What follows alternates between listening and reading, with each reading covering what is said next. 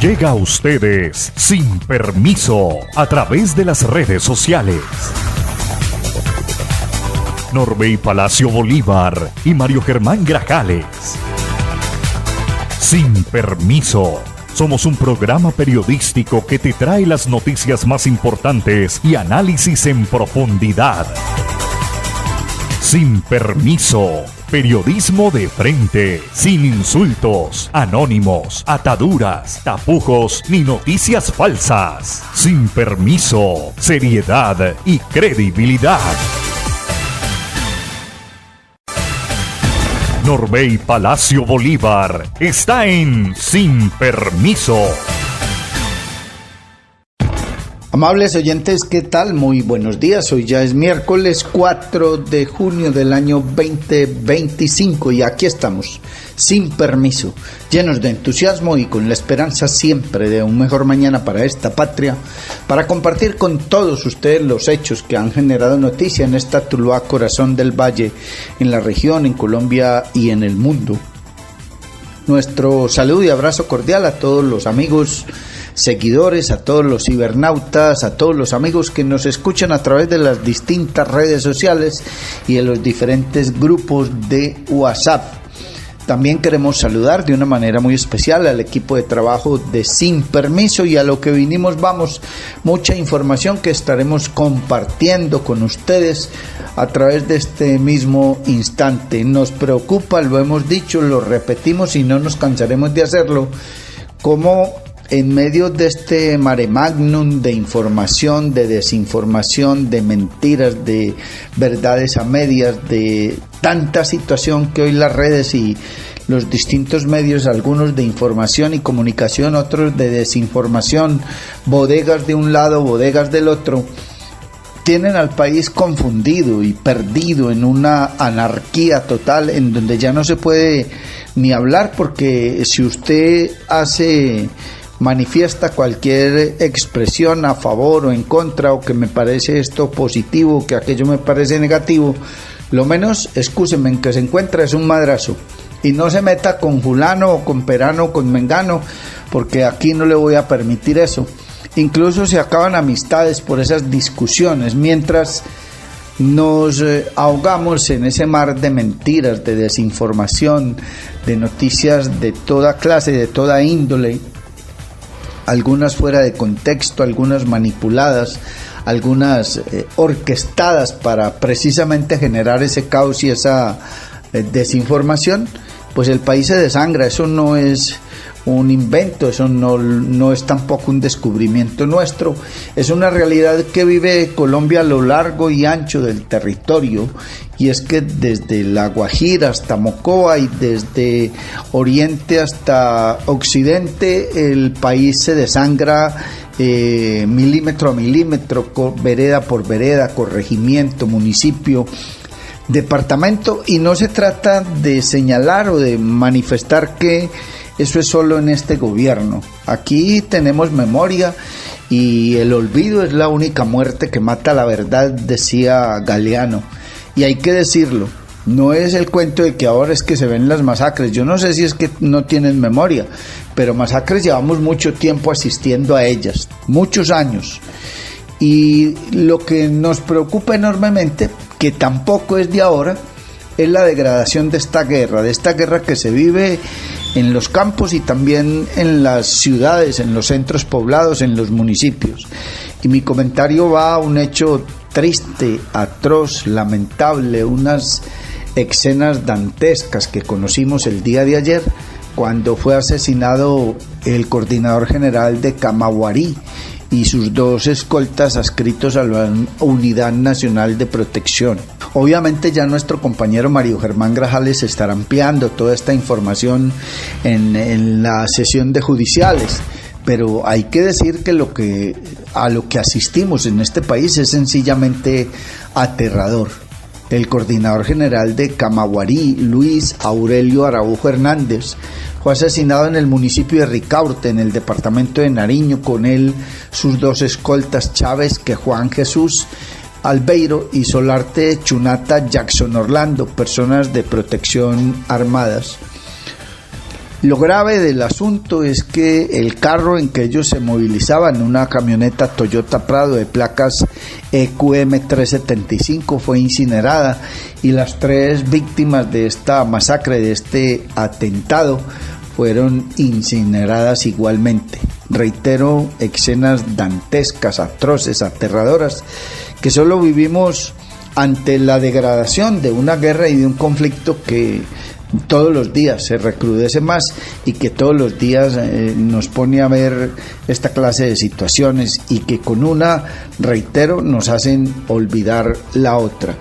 De otra parte, aquí en Sin Permiso hay que indicar que la expectativa ha girado en torno a varias noticias importantes del orden nacional e incluso internacional, y el señor presidente de la República, Gustavo Petro, anunció que decretará la consulta popular. Esta decisión se da tras considerar que el Congreso guardó silencio frente a la propuesta.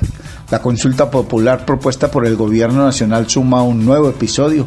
El presidente Petro decidió convocarla por decreto luego de que el Senado no se pronunciara antes del 1 de junio, plazo establecido por el ministro del Interior, Armando Benedetti.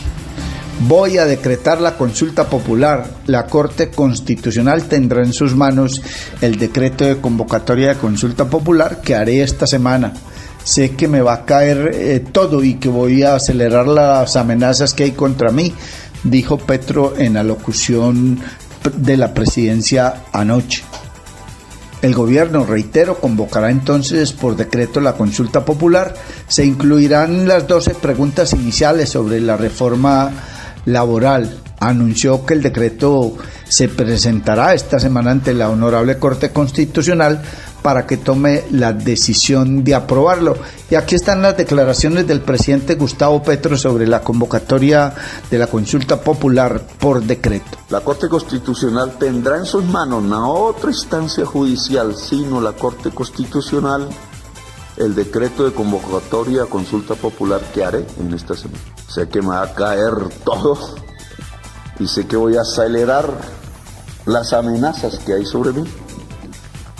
Pero es que el pueblo debe expresarse porque es el dueño del poder político en Colombia. No hay ningún otro dueño. Y lo que hizo el senador Cepeda fue una vagabundería con el pueblo. Y su votación es ilegítima, porque nunca puso a discutir al Senado de la República el concepto, favorable o no, de la consulta popular. Se le olvidó. Por eso un congresista de la oposición votó sí. Y le voltearon el voto, como no, pero ya después de que había votado la votación y se había llevado, por eso es ilegítima, y no dejó votar a 3 senadores que estaban en la plenaria y querían votar sí. Luego, si se hacen las cuentas, quien ganaba la consulta popular, si se hubiera hecho como se debía hacer, bajo las normas de la ley quinta, la votación, pues hubiera ganado el pueblo. Y hubiera perdido Cepeda, que por alguna razón, por baja política, por decadencia política, cree, con otros congresistas y fuerzas políticas, que al pueblo no se le debe convocar porque creen que son los dueños de Colombia. Mi misión es decirles y hacer que el dueño de Colombia sea el pueblo de Colombia.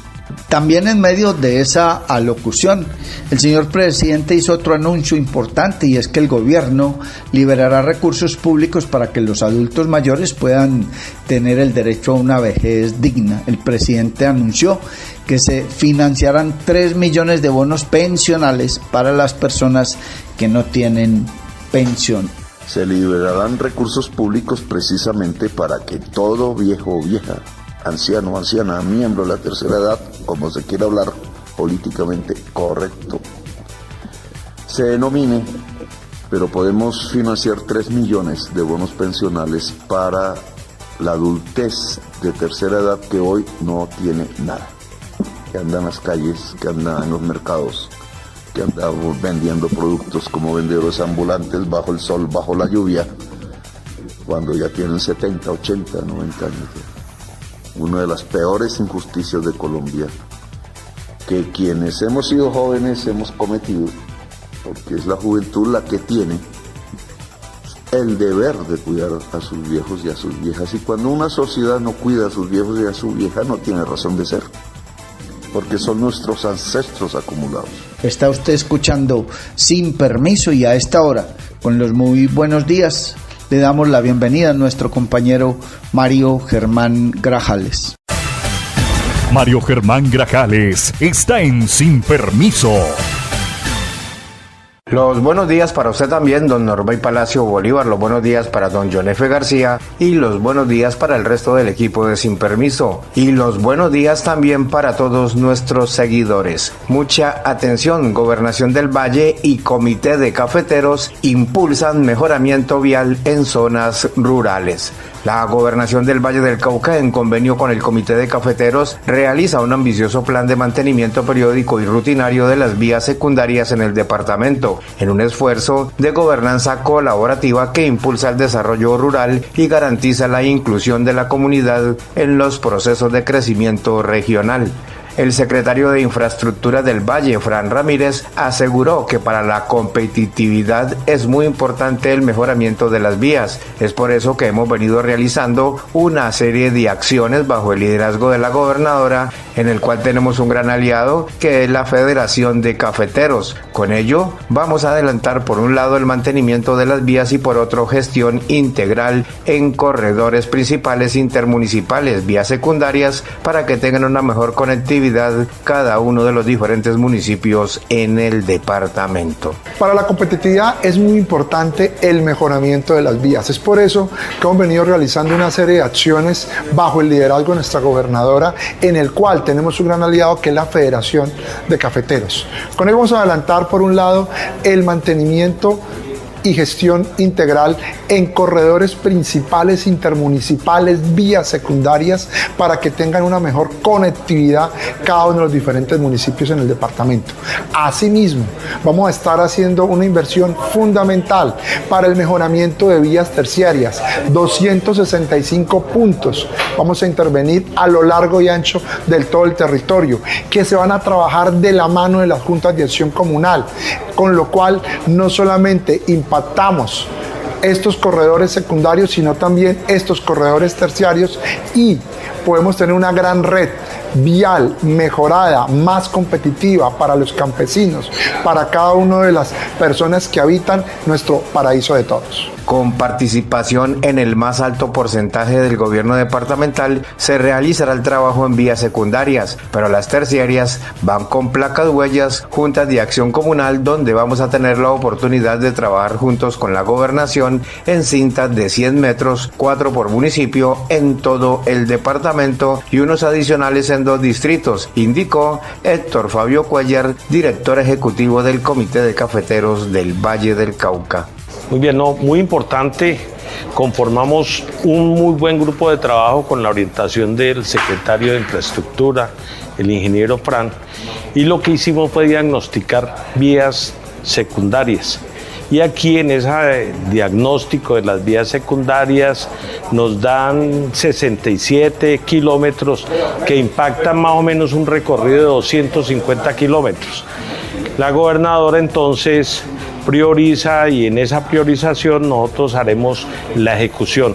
Recursos de la gobernación con participación en el más alto porcentaje del gobierno departamental para esas secundarias, pero las terciarias van con placaduellas, juntas de acción comunal, donde vamos a tener la oportunidad de trabajar con la gobernación en cintas 100 metros, 4 por municipio en todos los municipios del departamento, y unos adicionales en en los 2 distritos. Entonces allí hay un trabajo muy importante, primero con la comunidad, segundo priorizar, tercero la asignación a cargo del gobierno departamental por medio de la secretaría, y allí entonces lo que uno concluye es que estos compromisos de la gobernadora pues se materializan a través de esta actividad, y en esa el Comité de Cafeteros está dispuesto a dar todo el apoyo para poder hacer una excelente ejecución y de calidad, como todas las actividades de nuestra gobernadora. Amor, se tapó el baño y el lavaplatos, ¿qué hacemos? que esto no suceda. El cuidado del alcantarillado empieza por casa. No arrojar desechos de comida ni aceites por el lavaplatos, tampoco residuos por el sanitario y mucho menos a los sumideros en las calles. Evitemos taponamientos y posibles inundaciones. Deposita adecuadamente la basura y sácalas en horarios establecidos. Cuidemos nuestro alcantarillado. Una campaña de Centroaguas. Calidad de agua, calidad de vida. Cuando vivíamos una emergencia en alta mar, no teníamos cómo pedir ayuda. Nos tocaba esperar que otra embarcación pasara y pudiera avisar. Hoy, gracias a los conversatorios ciudadanos de la Gobernación del Valle del Cauca, 60 embarcaciones de Buenaventura ya cuentan con una herramienta que salva vidas. Un botón de pánico con un dispositivo satelital. Así navegamos más tranquilos las aguas de este paraíso de todos. Trabajamos y cumplimos. Gobernación del Valle del Cauca. Valle del Cauca, paraíso de todos. Vive una experiencia mágica con la naturaleza en Macumba. Acogedoras zonas sociales, senderos ecológicos, zona de camping, piscina infinita con agua natural y una espectacular vista del Valle del Cauca. Visítanos en la vereda Cristalina, vía a Palermo, a tan solo 2 kilómetros del casco urbano en Trujillo, pasadías y hospedaje. Información y reservas 315-551-0120, 313-743-9042. Encuéntranos en Facebook, Hospedaje Campestre Macumba, Mirador del Valle. En Sin Permiso, el politólogo Víctor García, nuestro columnista invitado. Estimado Norbey, muy buenos días para usted, la mesa de trabajo y en especial para todos los oyentes de Sin Permiso. Es irrevocable, el Senado no votó el concepto favorable de la consulta popular y han pasado 30 días. Que respeten el pueblo. Eso dijo ayer Gustavo Petro en su alocución en horas de la noche, mensaje que fue replicado en su cuenta de X. En lo que se refiere a que adelantará por vía de acto administrativo, es decir, por decreto, la consulta popular.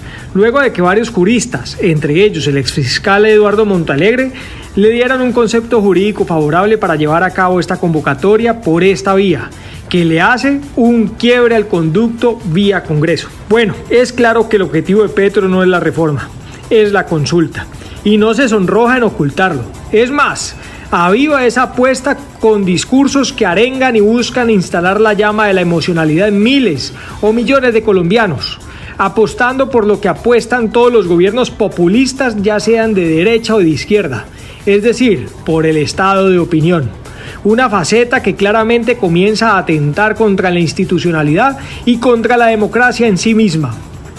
El pueblo no se trampea, es otra de sus expresiones en X, donde ejecuta y habla con desdén de las instituciones del país. Algo que cada vez más parece que al presidente Petro comienzan a molestar, a incomodar, pues esta decisión de ir en contravía de la propia Constitución es muestra que solo le sirven las instituciones si están en línea del gobierno. De lo contrario, las trata de ampones, ladronas o de obstáculos para el pueblo. Pero la Constitución es clara, así como la Ley 134 de 1994. La consulta solo se puede convocar si están avaladas por el Congreso.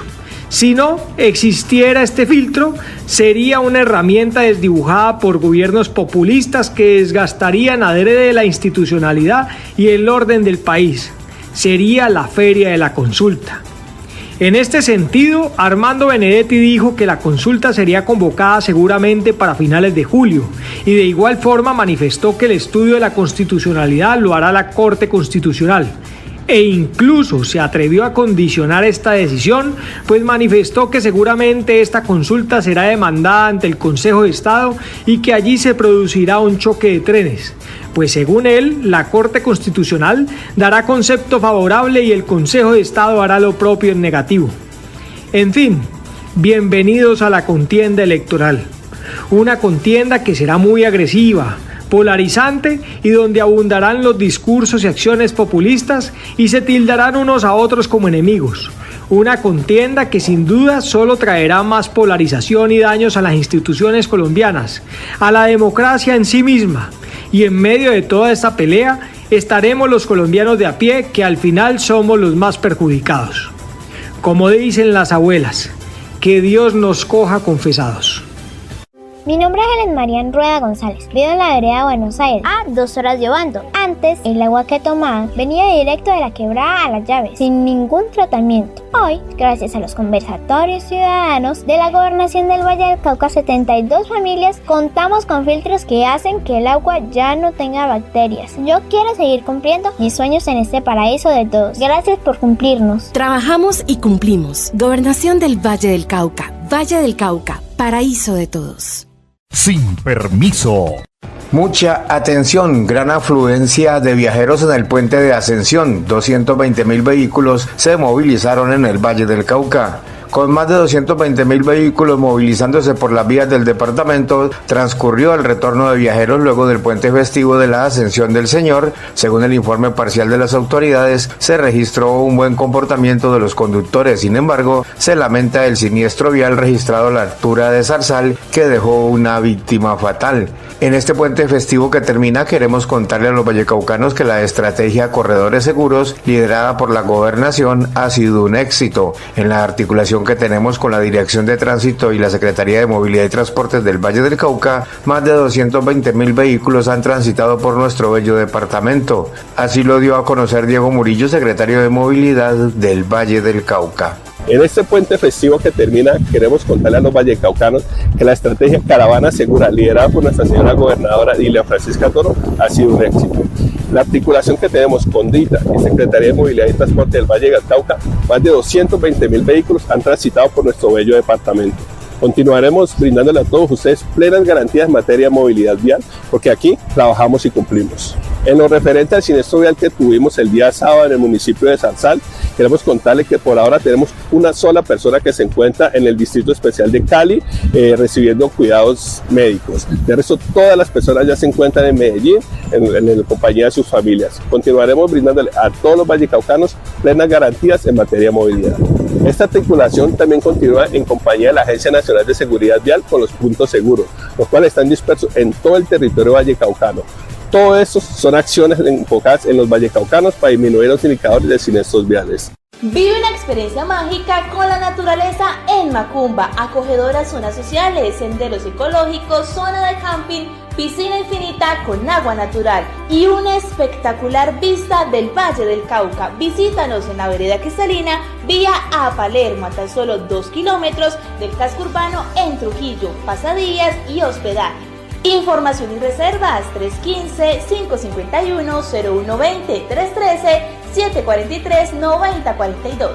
Encuéntranos en Facebook, Hospedaje Campestre Macumba, Mirador del Valle.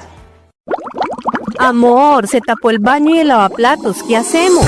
Que esto no suceda. El cuidado del alcantarillado empieza por casa. No arrojar desechos de comida ni aceites por el lavaplatos. Tampoco residuos por el sanitario y mucho menos a los sumideros en las calles. Evitemos taponamientos y posibles inundaciones. Deposita adecuadamente la basura y sácalas en horarios establecidos. Cuidemos nuestro alcantarillado. Una campaña de Centroaguas. Calidad de agua, calidad de vida. Sin permiso. Muchas gracias, John F., compañeros, amigos oyentes, cibernautas, seguidores, amigos todos. El otro tema candente, internacionalmente hablando, tiene que ver con la noticia que les hemos entregado de la orden de captura liberada desde la Fiscalía de Guatemala en contra de la Fiscal General de la Nación, Luz Adriana Camargo, y del embajador nuestro en precisamente la Ciudad del Vaticano, una orden de captura, reitero, que ha sido rechazada por el mismo gobierno de Guatemala, que ha sido rechazada por la ONU, y quien ha reiterado que la inmunidad de Iván Velázquez y de la doctora Luz Adriana Camargo aún está vigente y que continuará vigente. Esta inmunidad continúa incluso después de finalizado su trabajo con la comisión, y recordó que el gobierno de Guatemala se comprometió a proteger al personal de la misma de los abusos, amenazas, represalias o actos de intimidación. El secretario general de la ONU, Antonio Guterres, reiteró ayer martes 3 de junio que los abogados colombianos Luz Adriana Camargo e Iván Velázquez, contra los que la justicia de Guatemala ha emitido una orden de detención, gozan de inmunidad en lo relativo a su papel en la Comisión Internacional contra la Impunidad de este país. Guterres reitera que el personal internacional de la Comisión, en virtud del acuerdo entre las Naciones Unidas y el gobierno de Guatemala, goza de inmunidad frente a los procesos judiciales con respecto a los actos realizados en el desempeño de su misión, indicó en su rueda de prensa diaria el portavoz Guterres, Staffan Dujarric. Dujarric insistió que esta inmunidad continúa incluso después de finalizado su trabajo con la comisión y recordó que el gobierno de Guatemala se comprometió a proteger al personal de la misma de los abusos, amenazas, represalias o actos de intimidación. Además, trasladó que Guterres expresa su preocupación por las numerosas denuncias que apuntan a que se está persiguiendo penalmente a quienes pretendían arrojar luz sobre los casos de corrupción y trabajar para fortalecer el Estado de Derecho y el sistema de justicia de Guatemala. La Comisión Internacional contra la Impunidad en Guatemala, bajo el mando de Iván Velázquez y con la participación de Luz Adriana Camargo, desmanteló en 2014 y 2019 más de un centenar de estructuras de corrupción dentro del Estado, en su gran mayoría comandadas por políticos, empresarios y funcionarios. Mientras que Velázquez fue también ministro de Defensa en el gobierno del presidente Petro y ahora se desempeña como embajador de Colombia ante el Vaticano, Camargo es nada más y nada menos que el actual fiscal general de la nación de nuestro país. La orden de detención fue emitida por la cuestionada Sala Tercera de Apelaciones del organismo judicial guatemalteco y obedece a presuntas o supuestas irregularidades durante el trabajo de Velázquez y Camargo en la CIGIT por el caso Odebrecht, según detallaron medios de ese país. Dicha Sala de Apelaciones ha sido señalada por diversos expertos en temas judiciales por sus resoluciones en contra de la libertad del periodista José Rubén Zamora Marroquín, encarcelado desde hace más de 1000 días sin cargos probados en su contra. Y como era de esperarse, no solo se ha pronunciado la ONU, también lo hizo el gobierno de Guatemala desconociendo esa orden de captura, y lo han hecho otros líderes políticos del mundo y de la región. Obviamente el presidente Gustavo Petro, y habla incluso de que las mafias quieren no solo encarcelar a estas dos personas, sino lo quieren asesinar. Pues desde la Fiscalía General de la Nación nos permitimos compartir con ustedes, amables oyentes de Sin Permiso, el comunicado número 413, precisamente sobre la orden de captura emitida por la Fiscalía de Guatemala en contra de el exministro Velázquez y de la señora Fiscal General de la Nación. Dice textualmente el comunicado de la Fiscalía: martes 3 de junio de 2025, a la 1:15 de la tarde fue emitido este comunicado. Dice: la Fiscalía General de la Nación desarrolla en la actualidad un proceso silencioso de transformación y renovación dirigido, entre otros aspectos, a atacar la estructura de las organizaciones criminales que operan en Colombia y tienen impacto en otros países. Hemos fortalecido la articulación institucional interna y la cooperación judicial internacional porque sabemos que la delincuencia es una amenaza que no respeta fronteras. En el marco de la 32ª Asamblea General Ordinaria de la Organización Iberoamericana de Ministerios Públicos, celebramos el viernes pasado convenios de cooperación y la conformación de equipos conjuntos de investigación con Chile, Paraguay, Bolivia y Panamá. Estos acuerdos constituyen la hoja de ruta para una agenda multilateral donde se suman las capacidades de persecución penal de diversos países latinoamericanos y del Caribe, pero en la que también contamos con la colaboración de España, Portugal, Andorra, Italia, Países Bajos y últimamente países como Serbia y Albania, afectados por los flagelos del narcotráfico y la trata de personas. Dice a renglón seguido el comunicado de la Fiscalía General de la Nación: estamos observando que esta lucha contra la corrupción y la criminalidad organizada dentro y fuera del país está generando un contraataque sin precedentes contra los servidores de la entidad y la propia Fiscal General de la Nación. La decisión anunciada ayer por el Ministerio Público de Guatemala es una más de estas manifestaciones. Como lo expuso al término de su visita a Guatemala el pasado 23 de mayo, la relatora especial de la ONU sobre la independencia de magistrados y abogados, Margaret Schwartz-White, existen graves preocupaciones institucionales respecto del liderazgo de la oficina de la Fiscal General de ese país desde el 2018 por el posible o presunto abuso del derecho disciplinario para sancionar a los jefes de unidades especializadas que conocían de casos de corrupción, derechos humanos o justicia de transición, a veces en momentos claves de casos de alto perfil, o respecto de fiscales encargados de investigaciones especialmente delicadas o con conexiones políticas, lo cual plantea preocupaciones sobre presiones o represalias por la labor desempeñada en estas materias. La alta funcionaria del sistema de Naciones Unidas mencionó igualmente la existencia de un patrón preocupante de utilización de derecho penal para intimidar y acallar la voz de quienes defienden los derechos humanos, combaten la corrupción o quieren cuestionar los poderes establecidos, entre ellos más de 60 operadores de justicia, periodistas, autoridades indígenas, líderes estudiantiles y miembros de las comisiones de postulación, acusados de numerosas acciones jurídicas que se repiten y solapan basadas en hechos muy gaseosos y por delitos muy generales como abusos de la autoridad o obstrucción a la justicia. En ese contexto conocimos la decisión emitida por la Sala Tercera de Apelaciones de Guatemala, la cual constituye una flagrante violación a los términos del acuerdo entre la Organización de las Naciones Unidas y el Gobierno de Guatemala relativo a la creación de la Comisión Internacional contra la Impunidad en Guatemala, de la cual hice parte entre 2014 y 2017 como jefe del Departamento de Investigación y Litigio.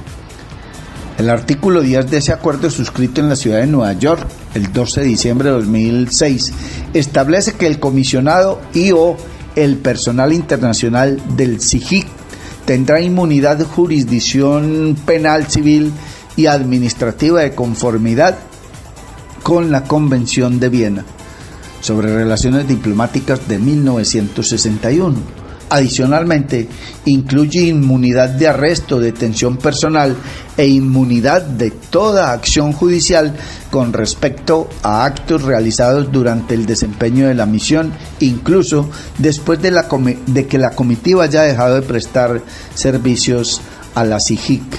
En ese sentido, la determinación del tribunal desconoce los parámetros del derecho internacional y los derechos humanos, carece de sustento jurídico y pone en riesgo la colaboración decidida entre países y organismos internacionales para luchar contra la impunidad y la corrupción y los flagelos criminales que debilitan las democracias. Se basa en una interpretación descontextualizada de los logros obtenidos en el caso de Odebrecht por la Fiscalía Especial contra la Impunidad de Guatemala, dirigida por su entonces jefe, Juan Francisco Sandoval Alfaro, acompañado por personal nacional e internacional de la CIGIC, entre el que me cuento. En ese caso, se construyó y desarrolló una metodología de investigación que permitió rastrear y documentar la ruta del dinero entregado como soborno por la constructora brasileña a altos funcionarios del Estado guatemalteco. El rigor y la solidez de la investigación generaron la reacción de los corruptos involucrados que pretenden desprestigiarla.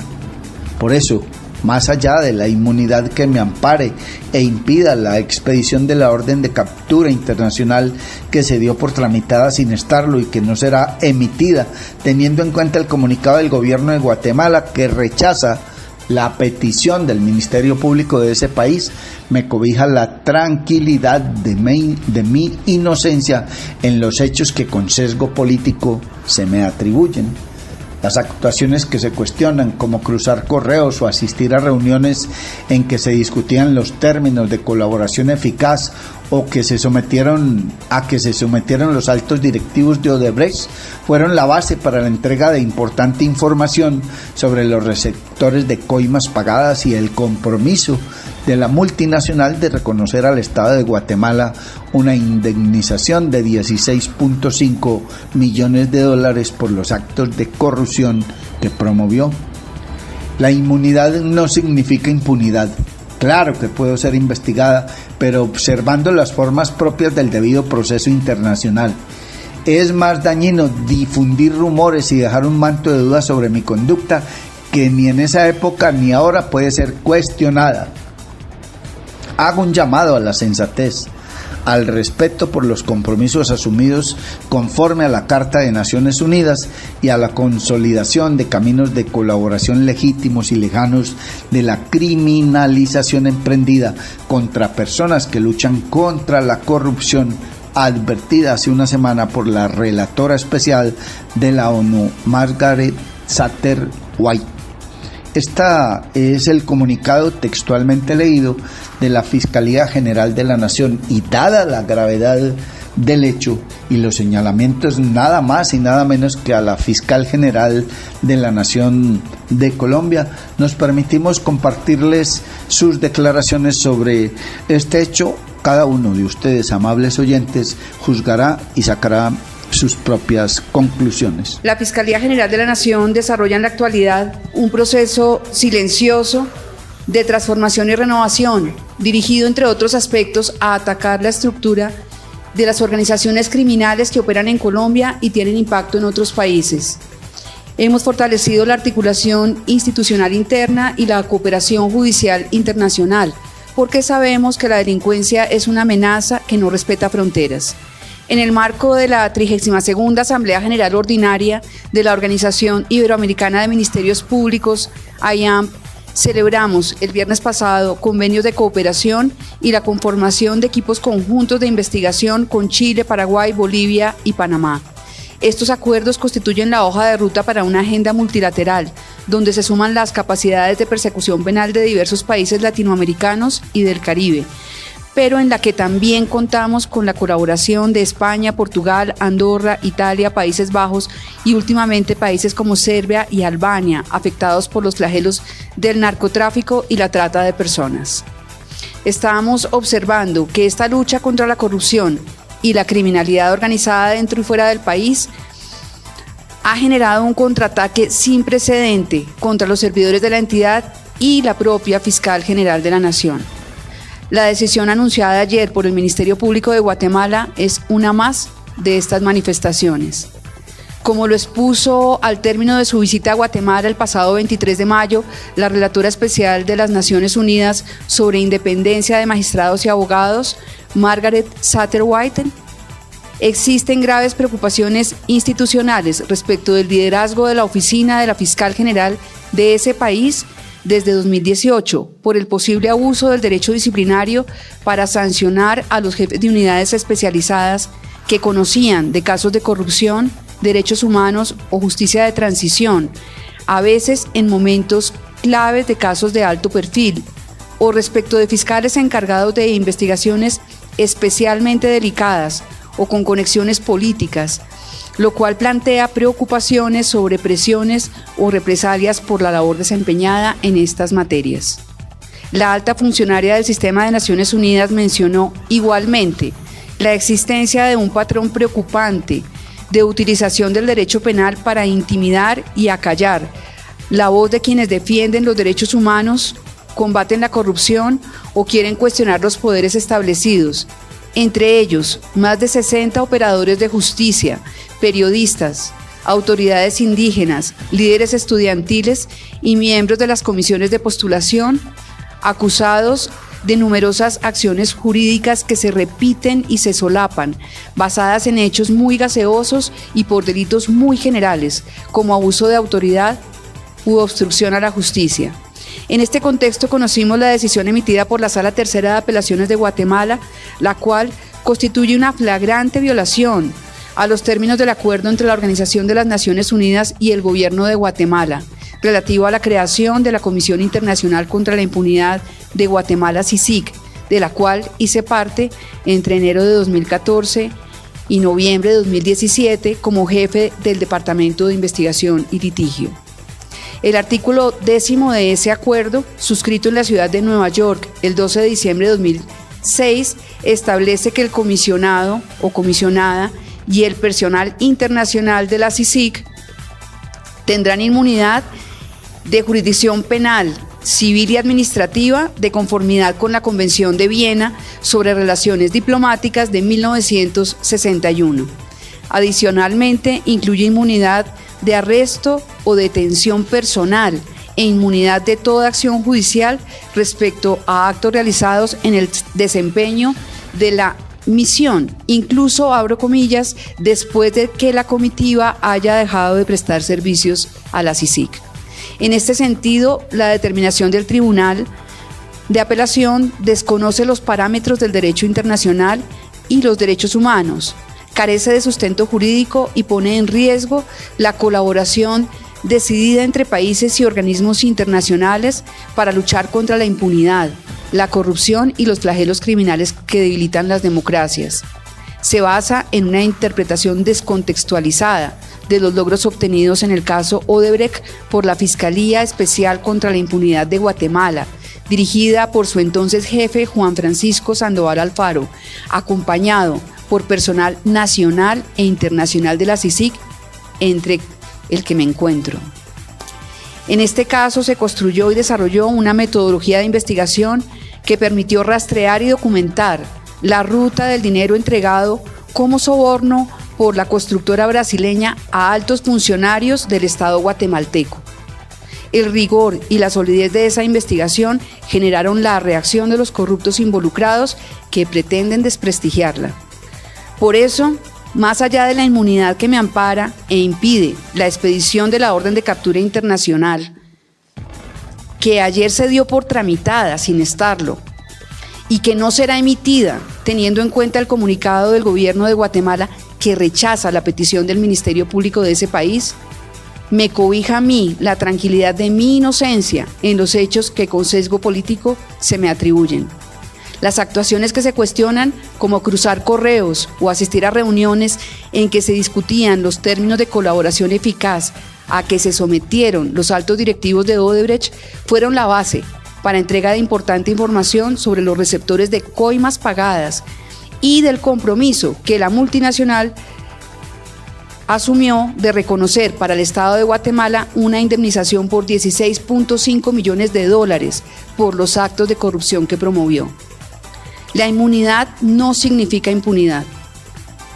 Claro es que yo puedo ser investigada, pero observando las formas propias del debido proceso internacional.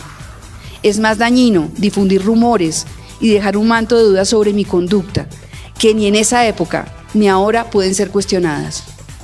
Hago un llamado a la sensatez, al respeto por los compromisos asumidos conforme a la Carta de Naciones Unidas y a la consolidación de caminos de colaboración legítimos y lejanos de la criminalización emprendida contra personas que luchan contra la corrupción, advertida hace una semana por la relatora especial de la Organización de Naciones Unidas, Margaret Satterwhite. Agradezco el respaldo incondicional de quienes creen en las instituciones. Dado hoy, Luz Adriana Camargo Garzón, Fiscal General de la Nación. Está usted escuchando Sin Permiso, eran las declaraciones de la Fiscal General de la Nación de Colombia, Luz Adriana Camargo. Don Mario Germán Grajales tiene más información. Sin Permiso. Mucha atención, el Valle del Cauca formaliza la cadena productiva de plantas aromáticas ante el Ministerio de Agricultura.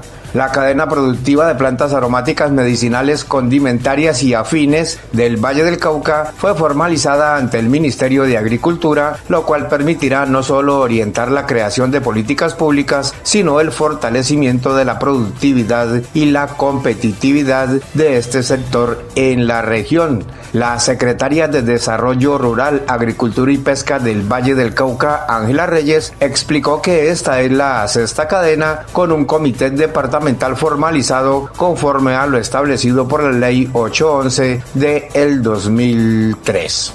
Hace varias décadas el gobierno departamental ha venido ejerciendo un liderazgo en encadenamientos productivos. Hoy tenemos un gran honor de tener un reconocimiento en una cadena productiva que son las plantas aromáticas, medicinales, continentarias y afines, PANCA.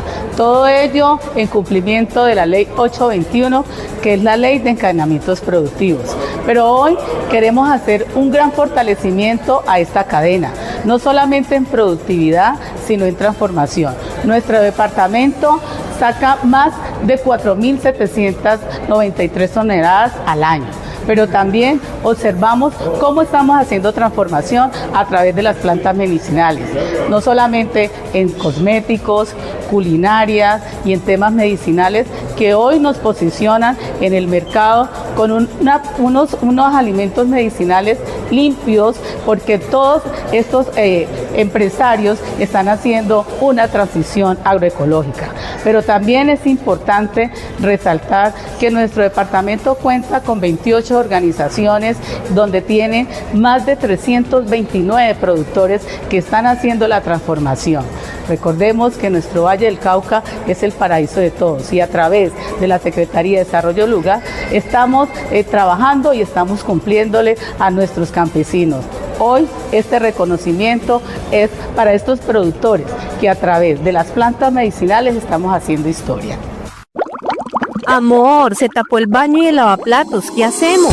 Que esto no suceda. El cuidado del alcantarillado empieza por casa. No arrojar desechos de comida ni aceites por el lavaplatos. Tampoco residuos por el sanitario y mucho menos a los sumideros en las calles. Evitemos taponamientos y posibles inundaciones. Deposita adecuadamente la basura y sácalas en horarios establecidos. Cuidemos nuestro alcantarillado. Una campaña de Centroaguas. Calidad de agua, calidad de vida. Mi nombre es Javier Torres y soy marino. Antes, cuando vivíamos una emergencia en alta mar, no teníamos cómo pedir ayuda. Nos tocaba esperar que otra embarcación pasara y pudiera avisar. Hoy, gracias a los conversatorios ciudadanos de la Gobernación del Valle del Cauca, 60 embarcaciones de Buenaventura ya cuentan con una herramienta que salva vidas. Un botón de pánico con un dispositivo satelital. Así navegamos más tranquilos las aguas de este paraíso de todos. Trabajamos y cumplimos. Gobernación del Valle del Cauca. Valle del Cauca, paraíso de todos.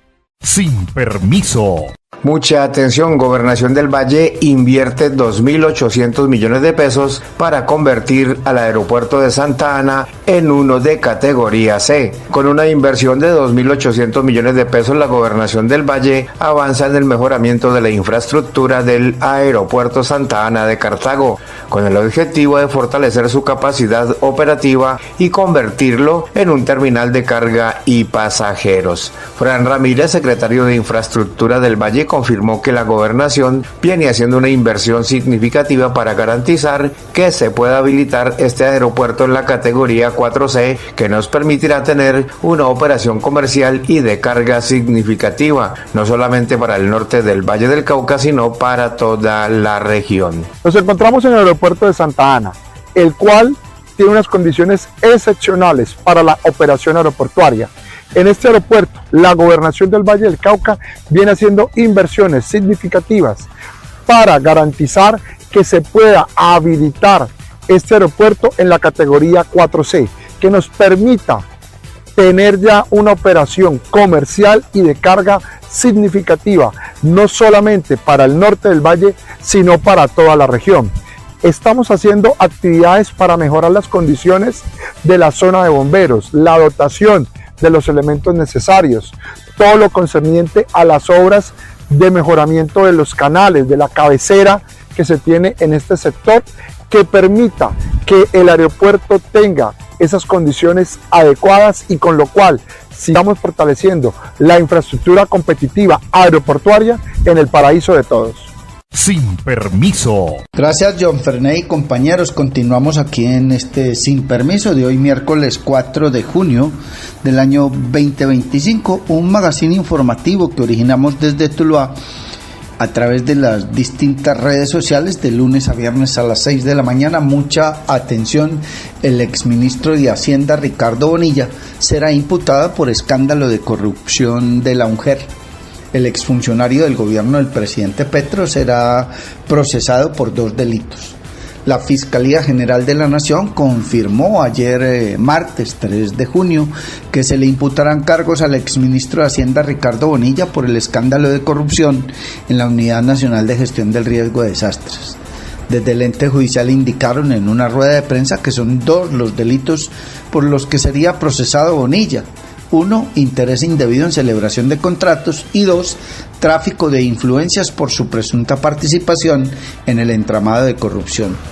Aunque la Fiscalía General de la Nación aseguró que es un hecho la imputación de cargos contra el exministro del gabinete del presidente Petro, hasta el momento no ha sido confirmada la fecha en que se llevará a cabo la audiencia correspondiente. La fiscal delegada ante la Corte Suprema de Justicia, María Cristina Patiño, señaló durante la rueda de prensa que no se descarta la posibilidad de solicitar medida de aseguramiento en contra del exministro Bonilla. En el marco del escándalo que saqueó los recursos de la UNGER, la Fiscalía General de la Nación está investigando 4 sucesos, y es justamente en el 4º suceso investigado por el ente acusador en el que habría participado el exministro Bonilla. Desde que estalló el escándalo, el exministro de Hacienda ha sido una de las figuras políticas salpicadas. Puntualmente, sobre Bonilla se ha dicho que presuntamente ordenó el pago de dádivas a cambio de votos a favor de iniciativas del gobierno Petro en el Congreso de la República. La principal testigo en su contra es María Alejandra Benavides, su exasesora, y quien firmó un principio de oportunidad con el que se comprometió a declarar en su contra. La investigación reveló que el ex líder de la cartera de Hacienda y Crédito Público habría intervenido en el direccionamiento de 3 contratos por un total de 92.000 millones de pesos por orden de su ex jefe. Esos contratos, asignados en los municipios de Cotorra, Córdoba, Saravena, Arauca y el Carmen de Bolívar en Bolívar, habrían sido utilizados como mecanismo para influir en congresistas de la Comisión de Crédito Público. La intención, de acuerdo con el seguimiento del ente acusador, era lograr que varios legisladores votaran a favor de la aprobación de créditos solicitados por el Ejecutivo. Se trata de Liliana Vitar, Juan Pablo Gallo, Wadid Mansur, Julián Peinado y Karen Manrique, junto con el ex representante Juan Diego Muñoz. Es importante recordar que en mayo fue imputado Carlos Ramón González, la ficha más alta del gobierno Petro, que ha pasado por imputación de cargos hasta el momento en el marco de este entramado de corrupción. Aunque el exdirector del Departamento Administrativo de la Presidencia asegura que se trata de una calumnia, se prevé que el próximo 6 de junio la Fiscalía General de la Nación pida medida de aseguramiento en su contra. Está usted escuchando Sin Permiso, y de otra parte hay que indicar que fue radicado escrito de acusación contra Diego Marín Buitrago, papá Pitufo, señalado cabecilla de la red que favorecía el contrabando. Deberá responder en juicio como presunto responsable de los delitos de concierto para delinquir agravado y cohecho por dar u ofrecer. La Fiscalía General de la Nación radicó escrito de acusación contra Diego Marín Buitrago, alias Papá Pitufo o Hugo, señalado articulador principal de una red delictiva dedicada al ingreso de mercancía de contrabando al país y corromper funcionarios públicos para facilitar su actuar ilegal. La diligencia de formalización de la acusación por los delitos de concierto para delinquir agravado y cohecho por dar u ofrecer se realizará en la fecha que disponga el Juzgado Quinto Penal Especializado de Bogotá, que le correspondió por reparto el proceso. Los elementos materiales probatorios obtenidos por un equipo de fiscales de la Dirección Especializada contra la Corrupción indican que Marín Buitrago habría favorecido el contrabando de cigarrillos, licores, textiles, zapatos y chatarrería por los puertos de Buenaventura en el Valle del Cauca y Cartagena en Bolívar. Adicionalmente estaría involucrado en la entrega de 13 millones de pesos en efectivo y un celular de alta gama a 3 oficiales de la Policía Nacional y sería el responsable de auspiciar encuentros en los que terceras personas ofrecieron a distintos funcionarios dádivas representadas en el pago de arriendo de un apartamento en Cartagena, la entrega de una camioneta, 2 celulares de última generación y 902 millones de pesos. El 24 de enero del año en curso, una juez de control de garantías de Bogotá declaró en contumacia al hoy procesado luego de no atender 3 citaciones y manifestar su intención de no comparecer ante la justicia colombiana.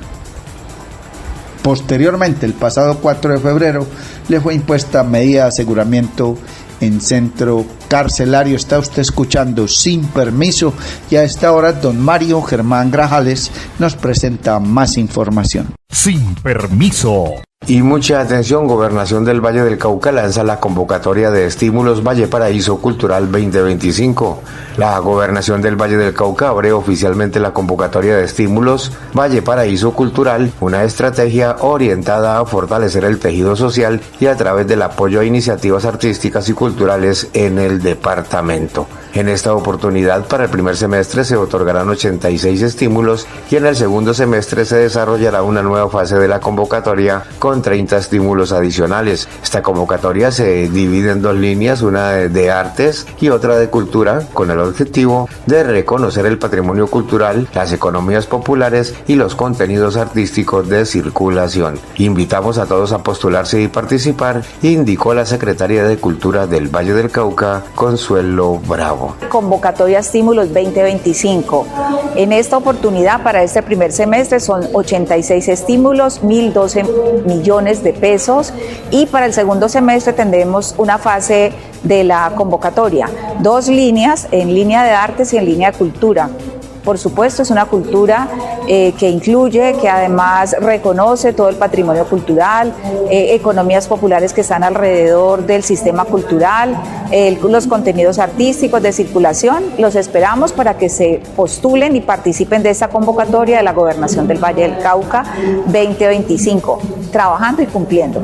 Mi nombre es Javier Torres y soy marino. Antes, cuando vivíamos una emergencia en alta mar, no teníamos cómo pedir ayuda. Nos tocaba esperar que otra embarcación pasara y pudiera avisar. Hoy, gracias a los conversatorios ciudadanos de la Gobernación del Valle del Cauca, 60 embarcaciones de Buenaventura ya cuentan con una herramienta que salva vidas: un botón de pánico con un dispositivo satelital. Así navegamos más tranquilos las aguas de este paraíso de todos. Trabajamos y cumplimos. Gobernación del Valle del Cauca. Valle del Cauca. Vive una experiencia mágica con la naturaleza en Macumba. Acogedoras zonas sociales, senderos ecológicos, zona de camping, piscina infinita con agua natural y una espectacular vista del Valle del Cauca. Visítanos en la vereda Cristalina, vía a Palermo, a tan solo 2 kilómetros del casco urbano en Trujillo, pasadías y hospedaje.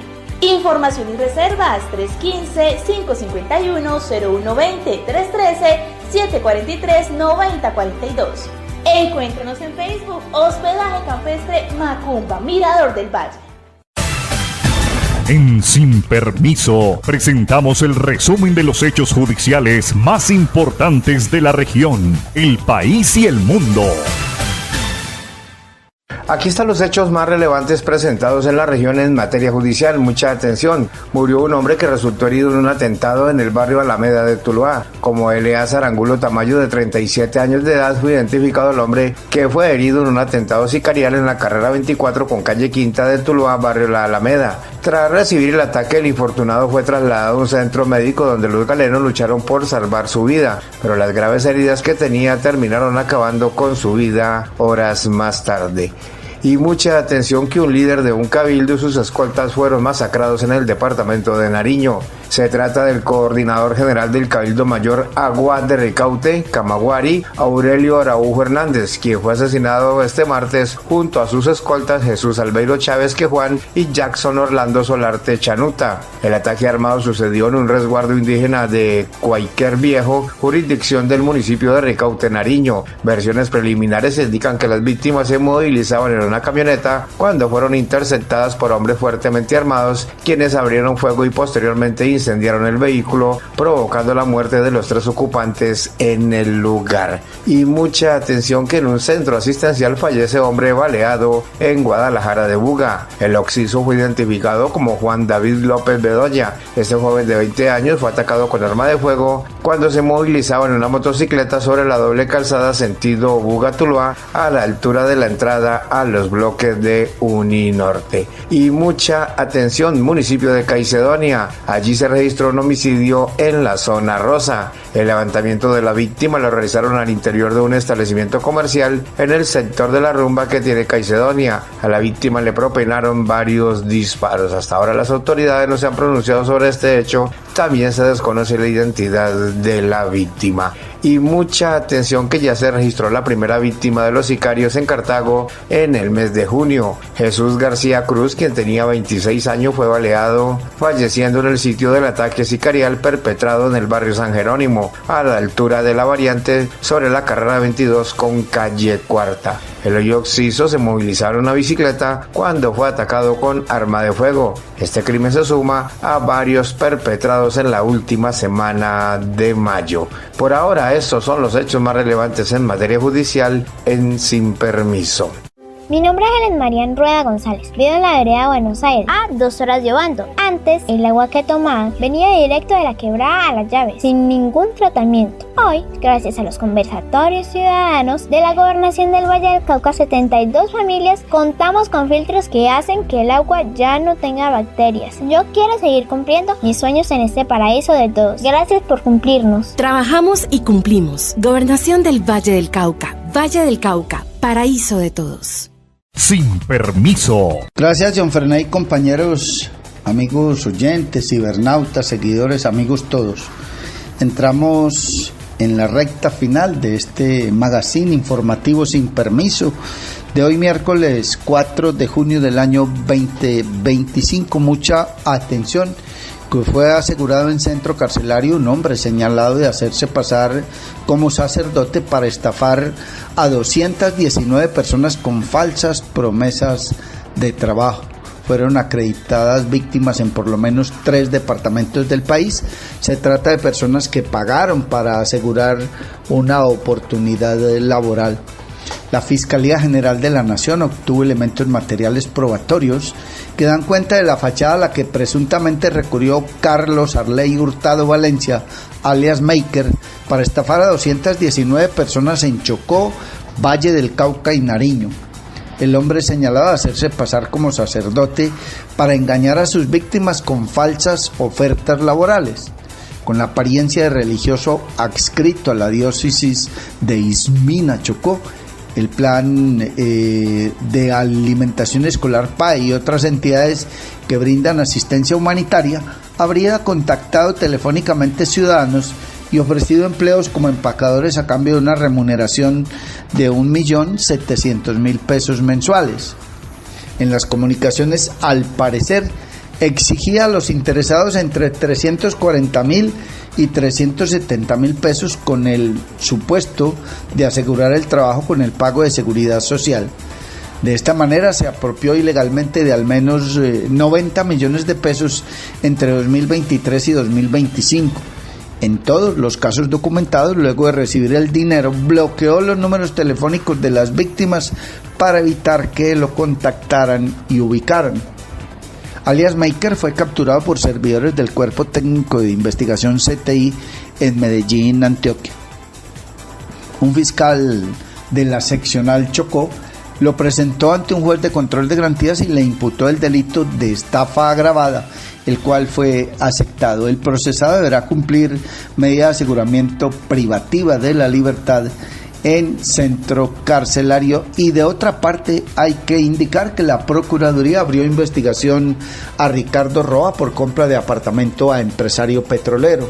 La Procuraduría General de la Nación abrió investigación contra el presidente de Ecopetrol, Ricardo Roa Barragán, por la compra de un lujoso apartamento al empresario petrolero Serafino Lacono, con miras a determinar si se consiguió un presunto conflicto de intereses y otras conductas en este hecho.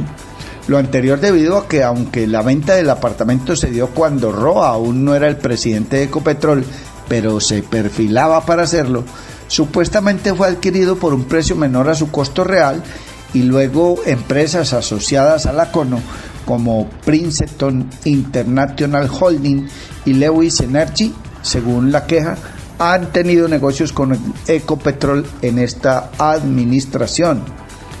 Estando debidamente identificado por sus nombres e individualizado por su cargo, el presunto autor de la falta, este despacho adelantará una investigación disciplinaria dada la existencia de presuntas o posibles faltas disciplinarias en las cuales estaría implicado el señor Ricardo Roa, presidente de Ecopetrol, se lee en el documento del organismo de control. Asimismo, en vista de que las conductas a investigar también podrían implicar eventuales faltas relacionadas con contratación de Ecopetrol, se dispuso la compulsa interna a las delegadas para contratación con miras a que se revise si se disponen acciones disciplinarias.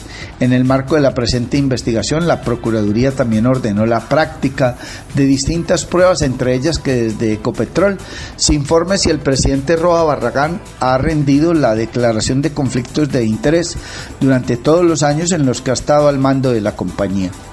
Al tiempo solicitaron informar si Ecopetrol o sus filiales han tenido contratos desde el 2022 a la fecha con las empresas asociadas a la CONO, Princeton International, Lewis Energy y o LN Energy International, y de ser así solicitó que se remita copia de los mismos. Está usted escuchando Sin Permiso, y de otra parte hay que asegurar que fueron identificadas las víctimas de la masacre en Puerto Colombia.